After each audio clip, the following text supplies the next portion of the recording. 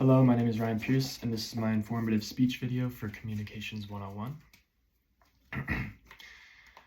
Hello everyone, today I'm going to be teaching you about the game of golf. It's something I'm very passionate about and have been doing for a couple of years now and would love to inform you guys about. Golf is a very prestigious sport. It's dated back to the 15th century in Scotland. It's a game that requires a lot of precision, a lot of practice, and trust me, a lot of patience. Golf is a very physically challenging sport as well as mentally challenging. I don't want this sentence to scare you off, as this just makes it even more rewarding for when you finally do succeed. And whether you've never picked up a golf club before in your life, or you've been playing since you were a child and you can't even remember, I promise you, learning the basics of golf and getting a good understanding and being able to go out to a course and enjoy it is going to be a decision that you will never regret. Golf is more than just a fun sport to go out and play.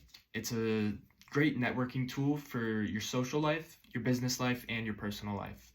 It's been used for decades as a business tool between meetings, clients, and everything. It's also a great way to meet new people, as you can play with randoms and hear life stories from a lot of other people and potentially make friends. It's also nice bonding that you could do with your partner or your friends that you already have and just share a game that is super fun that you guys both enjoy. I've been playing golf for a couple of years now. I started out by just going out and having fun with some of my friends, not taking it too seriously, not playing really well, but I always had a great time. And this has inspired me to now start taking the game really serious and trying to get better. I found a lot of fun in both of those, and I'd like to say I have a broad range of perspectives about the game, as I've both taken it serious and not serious and just tried to have fun, so I can appeal to a wider audience of you guys. Whatever you guys want to do, I promise you there's a spot for you in this sport that you will enjoy. I've also learned from some great mentors. The two main ones that pop out to me is my uncle and my father. My father and uncle have both been playing since they were children. My uncle ended up playing professionally and competing in tournaments for about 10 years of his life, so learning from him has been an honor, and he's taught me so much that has helped me in my golf career.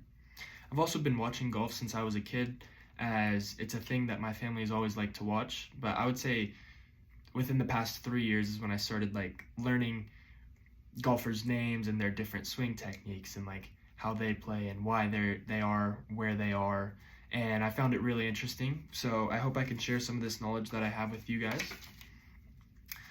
Firstly, I'll be going over the swing mechanics of a golf club. After that, I'll be talking about the ball positioning and contact. And finally, I'll close with some fun facts about golf and some tips that could help you out, as well as go over each club and what it is used for and how to properly use it. So allow me to dive deeper into the beautiful game that we call golf. Starting with the swing of a club. The swing of a club is a science that has been optimized throughout years and been studied forever and will always be improving and finding new techniques that work better.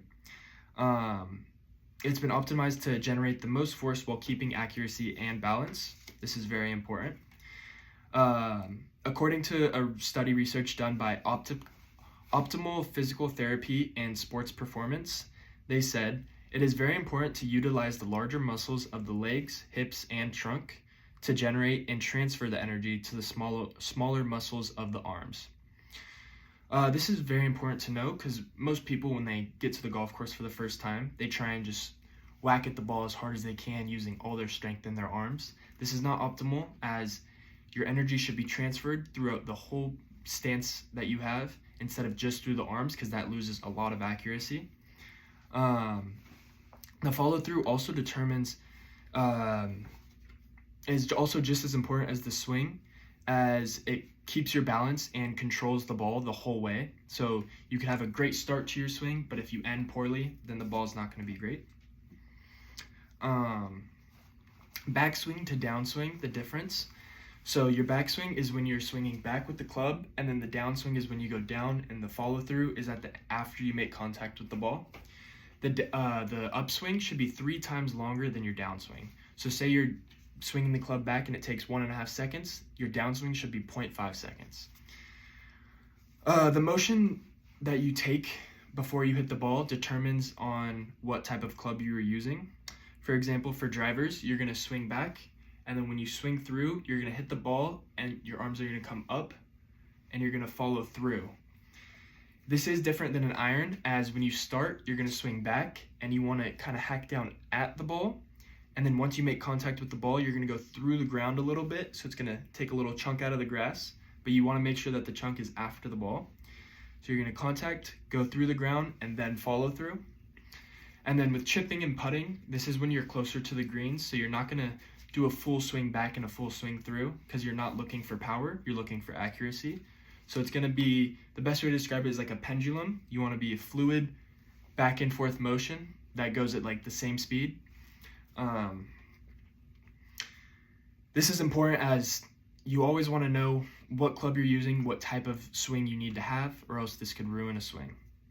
Now that you know how to swing a club, it is important to make consistent and accurate contact with the ball.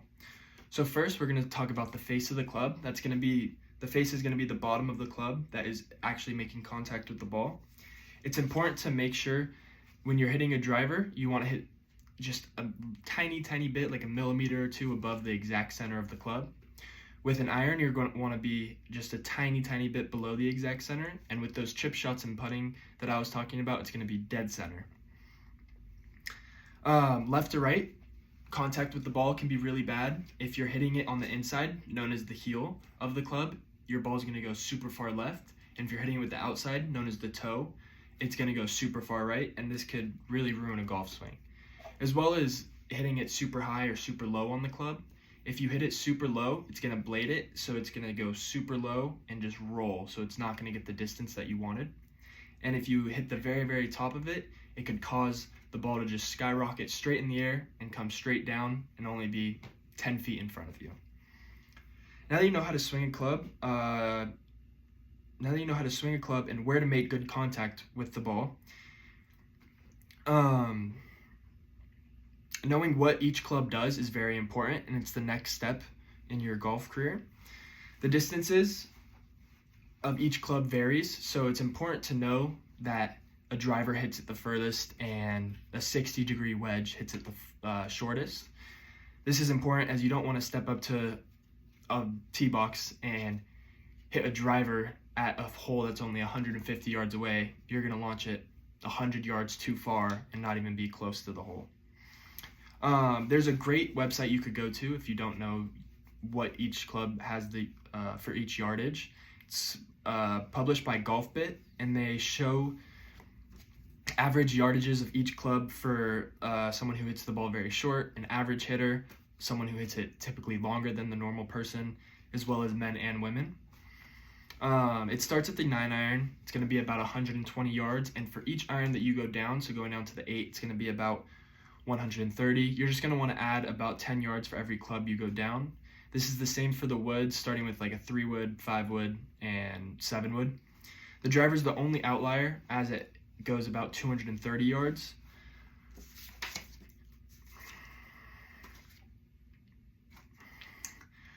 Now that you know how to hit the ball, where to make contact, and what clubs to use in what situations, let me leave you with some final tips that will help you keep up with this consistency and learn the game.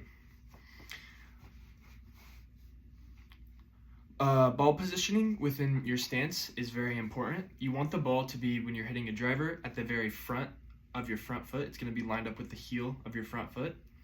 When you're hitting your shorter clubs, like your wedges, your 8-iron and 9-iron, it's going to be dead center. And for every club in between, you're just going to want to move it about a ball and a half further to the front until you get to that driver, which is going to end up at the front of your heel. Some tips I could give you mentally: it is a very mentally challenging game. And the biggest thing that I learned is when you're swinging at the ball, keep your head down. A lot of people want to swing at it and immediately look at where their ball went. It's not going to help you. It's going to mess up your swing. It's going to mess up your follow through. Keep your head down and just stay positive.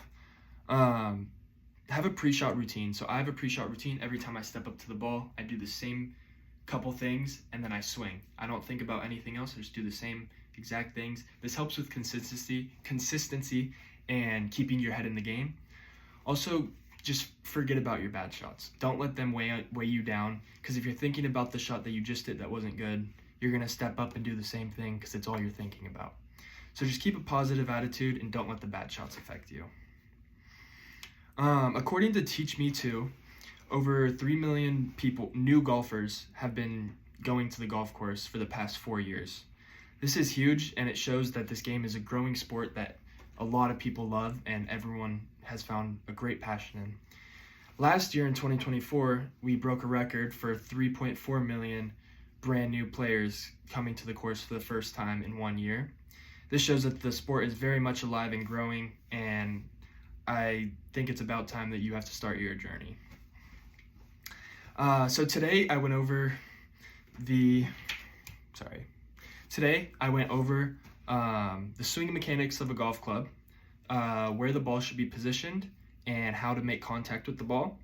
I also gave you some tips and went over each and every club and told you about the yardages that you should be hitting it and how to swing it. From the PGA Tour to the Masters to your local course, golf is a fun sport that can build great connections and be a great hobby. Golf is more than a sport or a hobby. It is a test of patience and dedication. Whether you're a professional or a brand new player, you are always looking for room to improve. Starting to play golf is a lifelong journey, and I hope this speech will give you the desire to try something new and find the love for the game just as I did a couple years ago.